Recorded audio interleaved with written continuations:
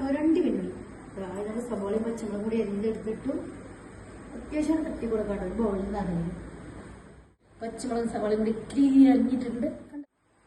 കണ്ടു ഗൈസ്, അവന്മാരുടെ വെള്ളത്തിലാണ് ഉണ്ടോ. വീണ്ടും സെൻറ്റർ കട്ട് ചെയ്തിട്ടു 3 മുട്ട കുത്തന്മാരെ ഇട്ടു. ഇതിലേക്കൊക്കെ ഞാനൊന്ന് ചേർത്തിട്ടു. അതിലേക്ക് നമ്മളുടെ നമ്മൾ സ്വന്തം അമ്പാടി തൈര് ഇവന് നമുക്കൊന്ന് കശാപ്പ് ചെയ്യാം. ഇതിന് പൊളിഞ്ഞാൽ ഇതിലേക്ക് തൈര് കൊണ്ട് ഒഴിച്ച് കൊടുക്കും. അടിപൊളിയായിട്ട് യെസ്. ഇനി മെയിനായിട്ട്